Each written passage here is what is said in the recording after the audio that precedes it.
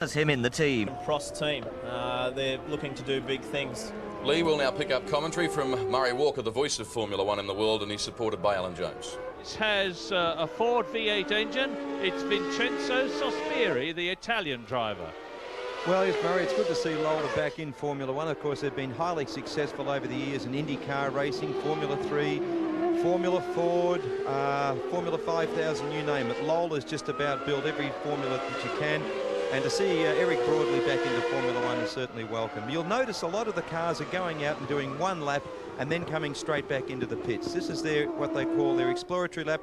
The mechanics have put the cars together and they send them out to do one lap, bring them in just to do a nut and bolt check, just to make sure there's no leaks, and then send them out in anger after that. Well, the conditions here, of course, are absolutely perfect at the moment. It's about 27.5 degrees heat. The track, of course, is nice and dry. And that's one of the Benettons that we were looking at with the new Renault 71-degree V10 engine. That is a Lola that we're looking at the present moment. And you'll notice the very bright livery. It's got an innovative new sponsor that's never been in Formula One before. It's very much a learning year for Lola. They've been in Grand Prix racing before in various guises, but this is the first time that they've been in it seriously with a car of their own design. And they're reckoning to get all the systems running and everything good for Grand Prix racing in general this year, and then make a serious effort with their own V10 engine next year as we look at Jacques V. A lot of very useful experience in the ITC series because it's a very technical series. Oh, absolutely. In fact, so much so that it's now stopped. I think they became too technical, too expensive. I mean, at one stage last year, they were the most sophisticated cars on any circuit anywhere in the world. And quite frankly, I think they just priced themselves into extinction. But certainly he did learn a lot from that. He did a couple of kart races last year as well. But basically, everything that he's put his backside in, he's won in. Good news from Albert Park is that Ron Walker, who's responsible for the race coming here from Adelaide, and Michael Schumacher have cheesily exchanged grins, shaken hands, and settled their differences over what Michael Schumacher allegedly said about the Albert Park circuit. He is reputed to have said that it wasn't particularly special or wasn't particularly demanding. And Ron, understandably, as the chap who was responsible for the Grand Prix coming here, took exception to that and made some pretty critical comments about Schumacher himself.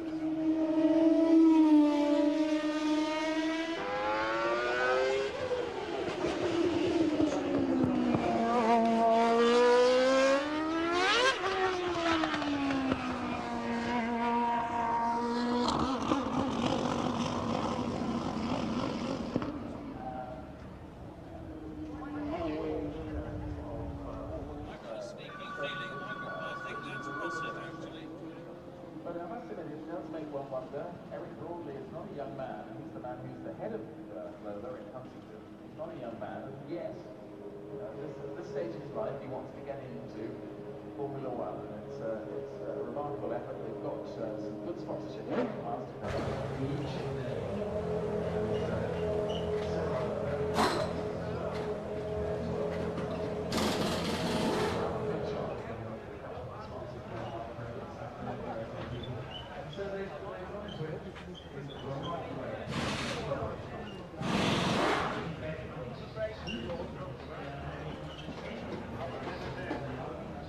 You're watching the first unofficial practice session live from Albert Park in Melbourne, the 1997 Qantas Australian Formula One Grand Prix, into the very early world champion at last. Gerhard Berger has won 9 times in his career with Ferrari and McLaren. Last year he left the Ferrari team and went to Benetton, with whom he is now. And this is a lovely overhead shot from the roll bar.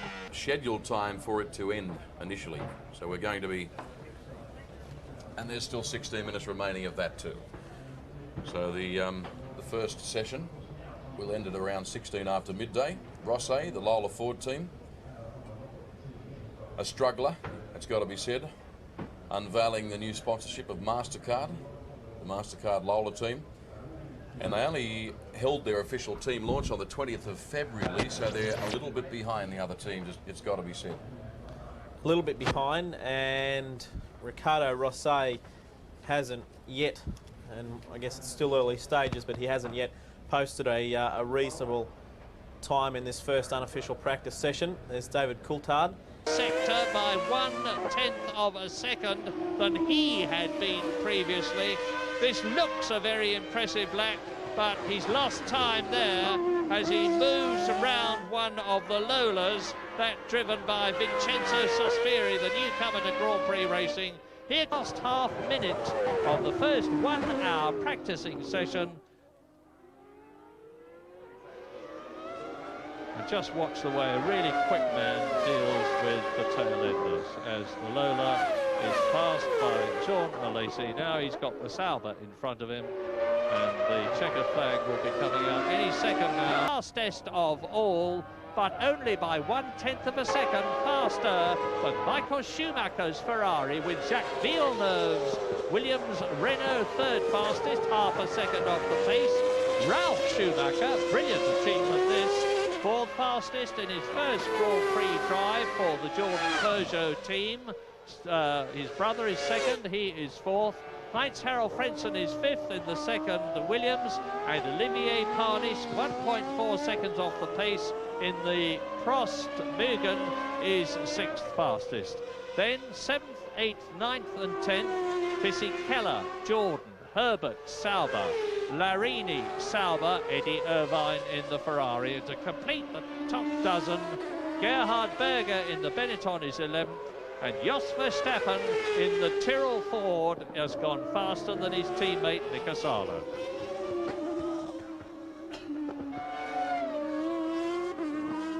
All 24 drivers have been out.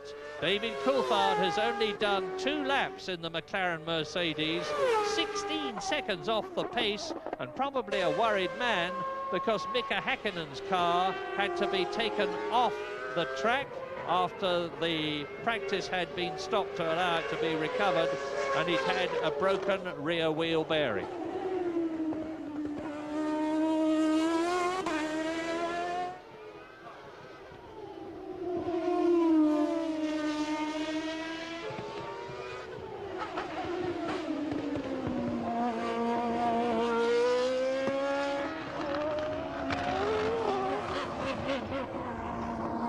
Well, that now brings to an end the first unofficial practice session at Albert Park for the 1997 Qantas Australian Formula One Grand Prix. As we now look at the top 10 for you, Jean Alesi, the fast man, 1:33.487. Then fractionally behind him, the double world champion Michael Schumacher, 1:33.607.